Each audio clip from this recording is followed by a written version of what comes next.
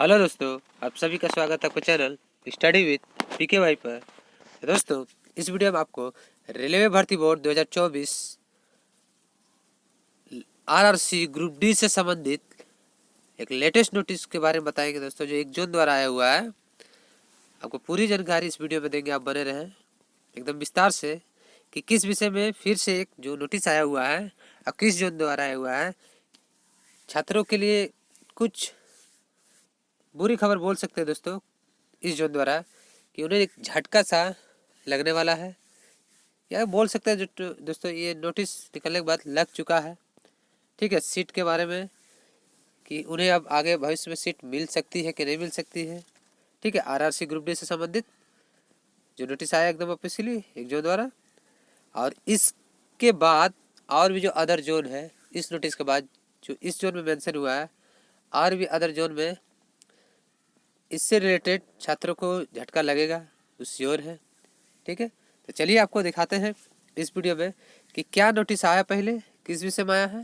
ठीक है, तो चलिए आपको दिखाते हैं। देखिए, कुछ इस प्रकार का नोटिस है, आप देख सकते हैं, लगभग 4 पेज का है। ठीक है, ये नोटिस क्यों इम्पोर्टेंट है, क्यों इम्पोर्टेंट है उन छात्रों के लिए जो अभी बताएंगे। देखिए, उत्तर पश्चिम रेलवे जयपुर, ठीक है, यानी बोल सकते हैं आरआरसी उत्तर पश्चिम रेलवे यानी नॉर्थ वेस्टर्न रेलवे द्वारा ये नोटिस जारी हुआ। देख लीजिए, 19 तारीख यानी 19 मार्च 2024 को, एकदम लेटेस्ट है। ठीक है, एकदम लेटेस्ट है। एक किस विषय में, चलिए आपको दिखाते हैं। देखिए, सीआर नंबर RRC01/2019 के तहत चिकित्सा जांच के विरुद्ध अपील प्रस्तुत करने के संबंध में। ठीक है, यानी कुछ कैंडिडेटों का मेडिकल स्टैंडर्ड लो होगा, जिसके कारण उन्हें अपील करने का एक मौका दिया जा रहा है। ठीक है, अब देखिए आगे नोटिस में क्या बोला गया है। केंद्रीय रोजगार सूचना संख्या RRC01/2019 के तहत लेवल 1 के पदों पर भर्ती हेतु दस्तावेज सत्यापन के उपरांत अभ्यर्थियों को निर्धारित चिकित्सा श्रेणी A2 एंड बिलो के लिए चिकित्सा जांच हेतु रेलवे चिकित्सालय में भेजा गया था। यानी बोल सकते हैं कि डीबी के बाद A2 और बिलो के लिए, जो डीबी के बाद मेडिकल होता है चिकित्सा जांच के लिए, उन्हें अस्पताल में भेजा गया था। उक्त अभ्यर्थियों से चिकित्सा श्रेणी से C2, C1, B2 में फिट सभी चिकित्सा श्रेणियों में अनफिट पाए गए अभ्यर्थियों का विवरण निम्न अनुसार है। यानी बोला जा गया है कि जो A2 और बी बिलो के जो मेडिकल स्टैंडर्ड की जो श्रेणी के C2, C1 और B2 में फिट है, और बाकी चिकित्सा में अनफिट है, उनका विवरण के बारे में बोला गया है। देखिए, संकलन सूची एनेक्सा 1 में दर्शाए गए कुल 3, देख लीजिए, ध्यान दीजिए, 3 अभ्यर्थियों को अधिसूचित चिकित्सा श्रेणी B2 एवं C1 में फिट पाया गया है। ठीक है, क्या देख लीजिए यहाँ पर ही, अब ध्यान से, B2 और C1 में फिट पाएगा, किंतु चिकित्सा श्रेणी B2 एवं C1 के पद उच्च मेरिट के अभ्यर्थियों से भर जाने के कारण उन्हें पद आवंटित नहीं किया जा सका और प्रोविजनल पैनल पर नहीं रखा जा सका था। ठीक है, यानी बोल सकते हैं कि जिनका नंबर ज़्यादा था मेरिट में, और जिनका मेडिकल स्टैंडर्ड C2 चाहे B2, C1 चाहे B2 था, और जो वैकेंट सीट थी वो फिल हो चुकी है।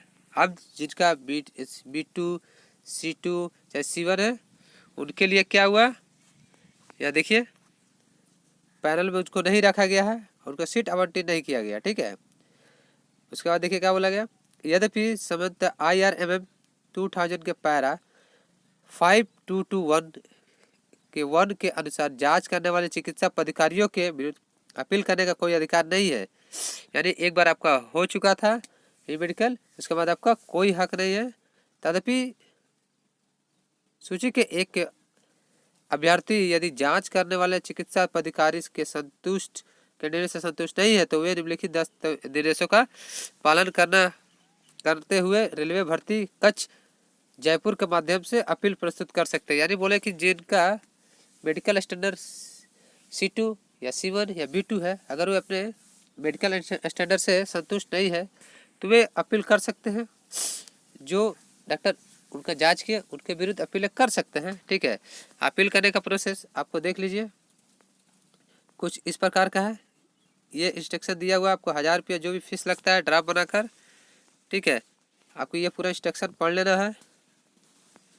देख लीजिए 1 नंबर से दिया हुआ है 2 3, ठीक है। टोटल आपको 6 नंबर तक दिया हुआ है। इसे अभी पढ़ लेना अच्छे से, कैसे कैसे क्या करना है नोटिस को डाउनलोड करके। देखिए, below medical category candidates of 4th DB against CA number 01/2019, यानी बोला जा रहा है कि जो 4 DB के कैंडिडेट, जो मात्र 3 कैंडिडेट हैं, इनका मेडिकल स्टैंडर्ड लो होने की वजह से इन्हें कोई भी सीट आवंटित नहीं किया गया। देखिए, ये रजिस्ट्रेशन नंबर है तीनों का, रोल नंबर है, नाम है, फादर्स नेम है, ठीक है।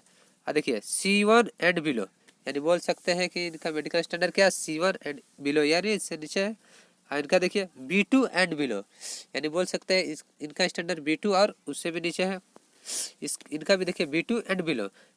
तो रेलवे ने साफ साफ, RRC नॉर्थ वेस्ट रेलवे ने साफ साफ बोला है कि उनके पास जो पहले सीट थी C1 B2 चाहे C2 का, वो मेरिट के अनुसार जो उससे आगे जो मार्क्स लाए हुए थे इन कैंडिडेट से आगे उच्च मार्क्स लाए हुए थे, यानी हायर मार्क्स लाए हुए थे, उन्हें सीट प्रोवाइड कर दिया गया।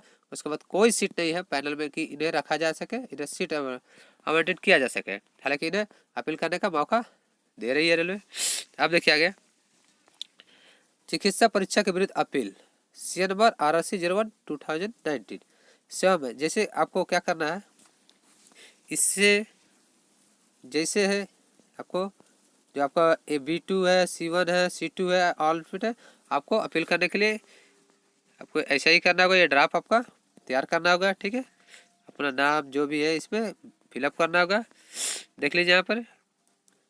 और जहाँ आप चेक कराएंगे, चाहे गवर्नमेंट या प्राइवेट डॉक्टर द्वारा जो भी है, medical certificate issued by the government and private medical doctors, या आपको पूरा डिटेल भरना है आपको अपना, ठीक है। जो डॉक्टर से चेक करवाएगा उन्हें ऑथराइज करके आपको सबमिट करके क्या करना है, आपको रेलवे के द्वारा रेलवे को एक अपील के तौर पर देना है, ठीक है। और आपको याद रहे कि आप जो भी डॉक्टर चेक करवाएंगे, चाहे जो गवर्नमेंट है चाहे प्राइवेट, आपको जो इन्होंने मेडिकल स्टैंडर्ड दिया, हो सके तो आप उनसे ऊपर ही मेडिकल स्टैंडर्ड का कोशिश कर सकते कि आपका होए। अगर होता है तो आपको श्योर एक सीट बनेगा, ठीक है। अगर मेडिकल स्टैंडर्ड यही बना के जाएंगे चाहे चलो, तो आपको तो कोई फिर रीमेडिकल होगा ही नहीं, फिर आपको बाहर कर देंगे। अगर आपका ऊंचा होगा चाहे हाई होगा C2 B1 C2 और C1 से, तो आपका वहाँ सुनवाई होगा, नहीं तो नहीं होगा। क्योंकि पहले ही रेलवे आपको B2 C1 C2 के नीचे ही रखा है, चाहे जो भी वो मेडिकल स्टैंडर्ड रखा है, तो वो तो ऐसे ही सुनवाई नहीं कर रही है। आपको मेडिकल स्टैंडर्ड हाई लेके जाना है, तब आपका सुनवाई होगा, तब आपको सीट मिल सकता है, ठीक है। ये ध्यान रहे, ये प्रक्रिया आप जल्द से जल्द कर लीजिए, ठीक है। तो और इस पर मेन ये था कि जैसे कुछ कैंडिडेट सोच रहे हैं कि और जोन में, कि मेरा जोन में नहीं होगा, मेरे जोन में ढेर सीट है, ये है, तो ऐसा कोई बात नहीं है। हर जोन में ऐसे ही C2 C1 और B2 वाले कैंडिडेट को सीट नहीं मिलेगा। मान लीजिए किसी जोन में रीमेडिकल के जो भी C2 छोड़ दिए, C1 और B2 कैंडिडेट का, मान लीजिए 100 कैंडिडेट पेंडिंग है कि उन्हें भविष्य में प्रोविजनल पैनल चाहे जो भी है रिप्लेसमेंट में, चाहे अगर सीट वैकेंट हो तो उन्हें दिया जाएगा। तो मैं बता दूं, अगर 100 कैंडिडेट है C1 और B2, तो उसमें से 20 को ही मिलेगा मेरे अनुसार। आपको खराब लग रहा होगा, क्यों? क्योंकि देखिए, जब तक C1 और B2 का सीट खाली नहीं होता इस मेडिकल स्टैंडर्ड का, आपको नहीं मिलेगा। और दूसरी बात है, सबसे ज़्यादा आप जानते हैं ट्रैक मेंटेनर ग्रेड 4 का ही सबसे ज़्यादा कैंडिडेट छोड़ते हैं, ठीक है। और उसमें आप जान सकते हैं मेडिकल स्टैंडर्ड आपका B1 तक लास्ट रहता है, ठीक है। तो ऐसा बात नहीं है, मैं बोल रहा हूँ 20 को तो 20 को ही आएगा। 100 में मान लीजिए अगर आपका किस्मत अच्छा रहा तो 80 को भी आ जाएगा उस जो द्वारा। और C1 और B2 मेडिकल स्टैंडर्ड वाला का हो जाएगा, लेकिन ये कम चांस है। हाँ, उनका जो उनको पेंडिंग में रखा गया है, उनका जो सीट रखा होगा, वो RRC क्या करेंगे वो मुझे नहीं पता, अब भविष्य में ही पता चलेगा। चलो दोस्तों, अगर वीडियो आपको अच्छा लगे प्लीज़ लाइक कीजिएगा, चैनल को सब्सक्राइब कीजिएगा। मिलते हैं नेक्स्ट वीडियो में नए information. Thank you for watching.